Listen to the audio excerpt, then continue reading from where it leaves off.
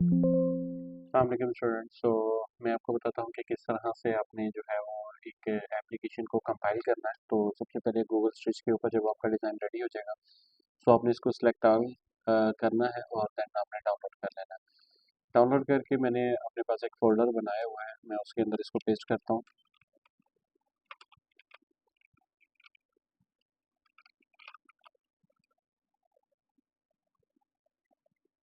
मैंने इसे पेस्ट कर लिया है। अब पेस्ट करने के बाद मैंने इस फ़ोल्डर में जाना है और यहाँ पर जाकर मैंने इसको एक्सट्रैक्ट कर लेना है। तो एक्सट्रैक्ट करने के बाद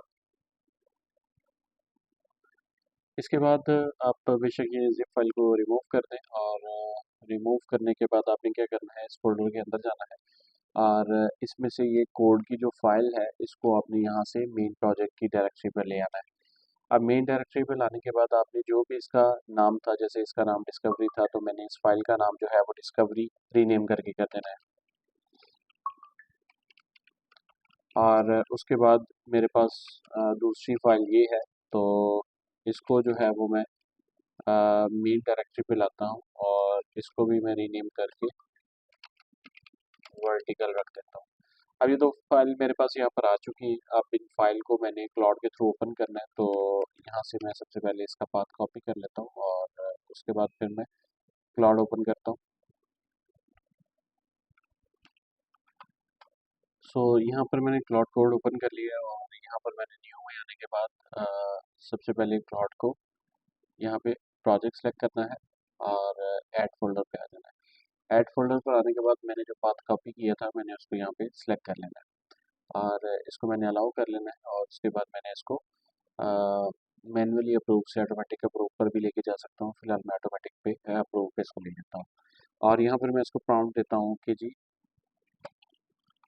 convert the HTML files into Ionic 8 application using Angular। ठीक है जी, इसमें दो पैरामीटर ज़रूरी है, एक तो एंगुलर और एक आयोनिक 8। तो मैं इसको जो है वो यहाँ से अलाउ कर देता हूँ और उसके बाद जो ये मेरी डायरेक्टरीज हैं उसको लिसन करके और उसके अंदर वर्किंग स्टार्ट कर देगा और मेरे पास ये फ़ोल्डर है और अभी आप यहाँ पर देखिएगा कि ये यहाँ पर कंटिन्यूसली वर्क करना स्टार्ट कर देगा। तो यहाँ पर इसने दोनों फाइल्स को रीड आउट कर लिया है और रीड आउट करने के बाद फिर इसके अंदर ये वर्किंग स्टार्ट कर देता है।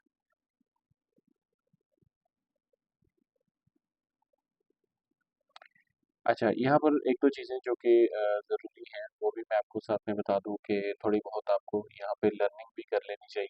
तो लर्निंग करने के लिए आपने यहाँ पर लिख लेना है जी गेट स्टार्ट विद आयोनिक। तो गेट स्टार्ट विद अयानिक करेंगे तो यहाँ पर अयानिक एप्लीकेशन किस तरह से कंपाइल होती है और किस तरह से मैनेज होती है उसको यहाँ पर स्टार्ट पे बताया जाता है। तो एप्लीकेशन एक न्यू वैसे अगर ब्लैंक भी आपने बनानी हो तो उसके लिए ये सारा प्रोसेस होता है लेकिन सबसे पहले तो अपने इन्वायरमेंट सेट करना होता है, तो यहाँ पर इन्वायरमेंट सेट वाले में आ जाए। तो यहाँ पर आने के बाद आपके पास सबसे पहले एक सॉफ्टवेयर इंस्टॉल होता है जिसको हम नोड सॉफ्टवेयर कहते हैं, यानी आपके पास नोड एक्सी डाउनलोड आप जो है वो लिखेंगे और यहाँ से ये नोड जेएस जो है इसको आप डाउनलोड करके इंस्टॉल कर लें। उसके साथ साथ आपके पास एक और पैकेज जो ज़रूरी है वो है NVM, जो कि बेसिकली नोड के मल्टीपल वर्जन्स को मैनेज करने के लिए यूज़ होता है। मैं इन दोनों का लिंक जो है वो भी मैं ग्रुप में शेयर कर देता हूँ। ये दोनों भी आपने इंस्टॉल कर लेने हैं। उसके साथ साथ आपके पास एंड्रॉयड स्टूडियो जो है वो भी होना ज़रूरी है। एंड्रॉयड स्टूडियो भी आपने इंस्टॉल कर लेना है। ये तीनों चीज़ें इंस्टॉल करने के बाद जो सबसे पहला काम है आपने अपने प्रोजेक्ट को VS कोड के अंदर ओपन कर लेना है। VS कोड भी आपने इंस्टॉल कर लेना है। मैंने अभी इस प्रोजेक्ट को VS कोड के अंदर भी ओपन कर लिया हुआ है। सो VS कोड में आने के बाद मैंने कंट्रोल और टिल्ड का साइन जो है वो यहाँ पर करता हूँ और यहाँ पर करने के बाद मैंने कुछ प्रॉम्प्ट्स यहाँ पर सबसे पहले चेक करनी है। जैसा कि यहाँ पर मैं नोड स्पेस वी इसको जब करता हूँ तो मुझे पता चल जाता है कि जी मेरे पास इस वक्त नोड जेएस का कौन सा वर्जन चल रहा है। सो आपने यहाँ पर नोड का 22 वर्जन जो है वो रख लेना है, या आप वर्जन भी रख सकते हैं। सो बेहतर है 22 वर्जन में आपको जो एग्जी भेजूंगा नोट जेएस की, वो डायरेक्टली 22 की ही होगी। इसके अलावा आपको मैं जो दूसरा पैकेज भेजूंगा वो एनवीएम का होगा। एनवीएम लिस्ट की जो कमांड है ये हमें बताती है कि हमारे पास इस वक्त कितने नोड के वर्जन जो है वो इंस्टॉल्ड है और उनमें से मैं कौन सा वर्जन जो है वो यूज़ कर रहा हूँ। सो एनवीएम यूज़ मैं यहाँ से 20 कर लेता हूँ, तो ये 20 वर्जन को जो है यूज़ कर लेता है। इसके बाद मैं नोड की कमांड को यहाँ पे दोबारा देता हूँ, तो यहाँ पर ये मुझे नोड 20 जो है वो दिखा देता है कि मेरे पास नोड 20 इस वक्त चल रहा है। सो एनवीएम से मैं इस वक्त 22 को ही दोबारा से कन्फिगर कर लेता हूँ और कन्फिगर करने के बाद मैं जो है वो अपनी नेक्स्ट वर्किंग स्टार्ट करता हूँ। तो अभी मेरे पास यहाँ पर ये एयोनिक एंगुलर की एप्लीकेशन जो है वो कंपाइल कर रहा है। तो मीनवाइल दो तीन चीज़ें जो कि इसमें मज़ीद हमें रिक्वायर्ड है वो भी मैं आपको साथ साथ बता देता हूँ। एक तो यहाँ पर हमारे पास नोड जेएस का वर्जन भी चेक हो गया, हमने एनवीएम को भी इंस्टॉल कर लिया, हमने वीएस कोड को भी इंस्टॉल कर लिया और उसके बाद फिर हमारा एक जो हमारा कोड का वर्जन मैनेजमेंट है जिसको हम गिटहब बोलते हैं, तो उसको भी आपने डाउनलोड कर लेना है। सो गिट डाउनलोड पर हमने आ जाना है और गिट डाउनलोड से आपने अ, ये गिट जो है इसको भी यहाँ से डाउनलोड कर लेना है। सो इसके लिए जब आपने गिट डाउनलोड कर लेना है तो गिट डाउनलोड करने के बाद फिर आपने नेक्स्ट जो है वो काम है कि आपने जो आपका कोड है, जो आपका ये डिज़ाइन बन रहा है, इस डिज़ाइन को आपने हमारे सर्वर पे अपलोड करवाना है।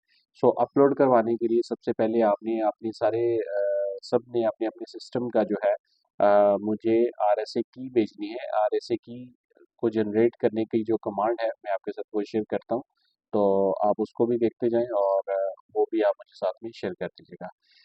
अभी यहाँ पर मैंने जब इसको प्रॉम्प्ट दी है तो अभी मैं फोल्डर में देखता हूँ कि इसने मज़ीद फाइल्स इसमें जनरेट कर दी है कि नहीं की।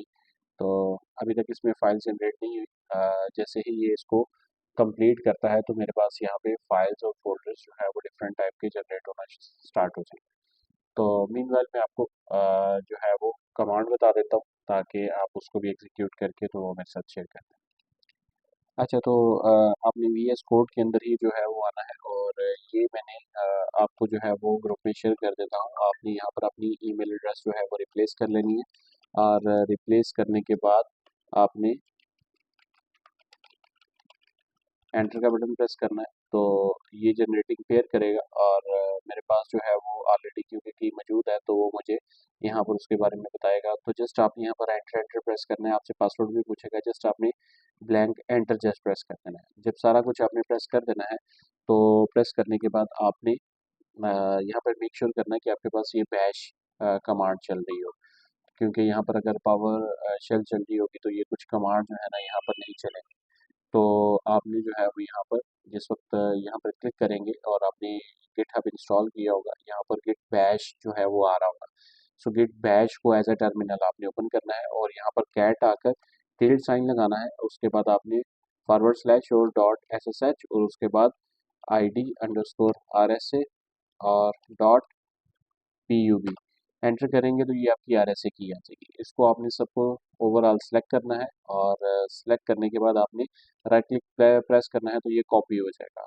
और अगर आपको ये नहीं मिल रहा तो आपने जस्ट यहाँ पर कंट्रोल का बटन प्रेस करके इसके ऊपर क्लिक करेंगे तो ये फाइल एज आ ओपन हो जाएगी। इसको आप यहाँ से कॉपी करके तो ये मेरे साथ शेयर कर देंगे। जब आप शेयर कर देंगे तो देन मैं आपको कुछ कमांड्स जो है वो बताऊंगा, उन कमांड्स को आपने जो है वो ऐड करना है। तो आपकी डायरेक्टरी के अंदर जो है वो हमारे सर्वर का एड्रेस ऐड हो जाएगा और ऐड होने के बाद फिर आपने उसको कंपाइल करना है जो कि एज अ बिल्ड करके तो देन आपने हमारे सर्वर पे इसको दोबारा से जो है वो अपलोड कर देना है, जिसको हम गिट पुश बोलेंगे। तो गिट पुश में ऐड करने के लिए सबसे पहली कमांड जो होती है वो गिट INIT होती है। इससे गिट इनिशियलाइज हो जाती है और यहाँ पर आप फोल्डर में देखें तो गिट का एक फोल्डर जनरेट हो जाता है। उसके बाद नेक्स्ट कमांड जो होती है वो गिट रिमोट, ये मैं आपको प्रोवाइड करूँगा सबको अलग अलग से। ऐड ओरिजिन और यहाँ पर हमारा ओरिजिन होगा सबका अलग अलग, वो मैं आपको प्रोवाइड कर दूँगा। उसके बाद फिर आपने कमांड ऐड करनी है गिट ऐड स्टैटिक डॉट इसको बोलते हैं, लेकिन स्टैटिक मतलब कि ये ऑल फाइल्स को गिट के अंदर कॉन्फ़िगर कर लेगा। देन हम गिट को कमिट करेंगे।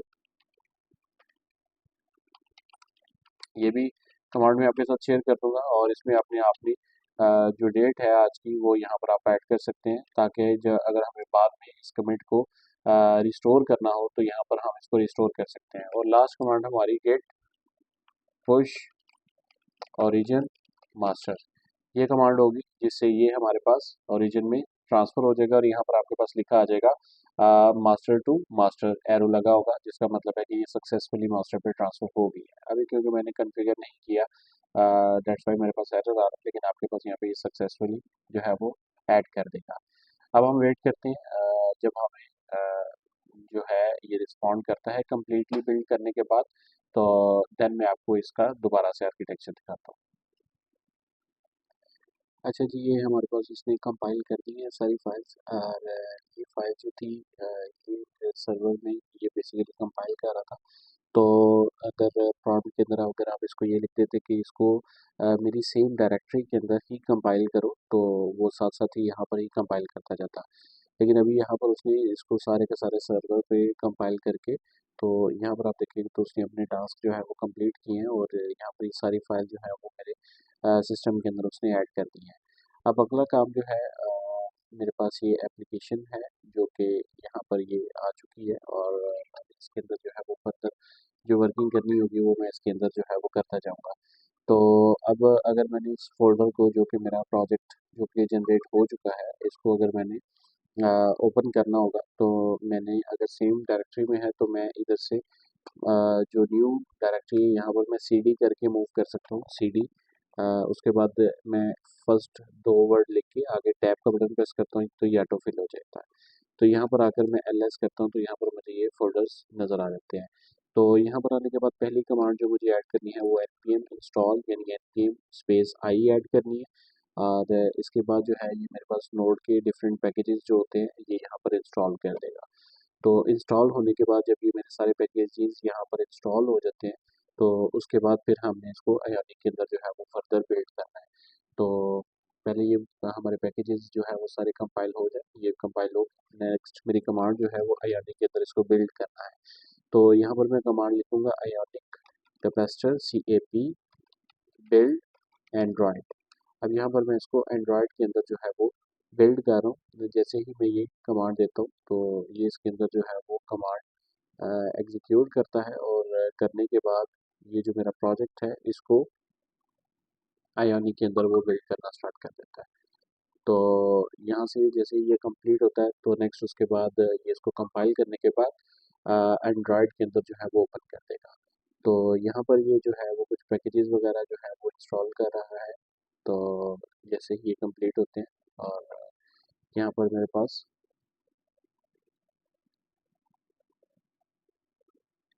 ये देखिए यहाँ पर मेरे पास एंड्रॉयड का एक फ़ोल्डर जो है वो जनरेट हो जाता है। तो यहाँ पर मुझे जो है वो यस मैंने प्रेस कर देना है अगर मैंने इसको डाटा देना है, और अगर नो, मैं यूजुअली इसको नो ही रखूँगा। तो उसके बाद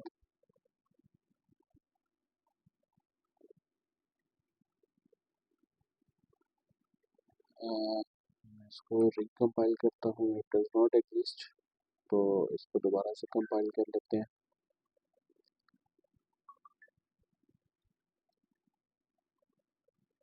अ, इसमें आई थिंक सो कुछ इशू आ रहा है कंपाइलिंग में, तो मैं यहाँ से बिल्ड की बजाय इसको ओपन एंड्रॉयड कर लेता हूँ। तो ये भी जो मेरा प्रोजेक्ट होगा ये एंड्रॉयड के अंदर जो है वो ओपन हो जाएगा।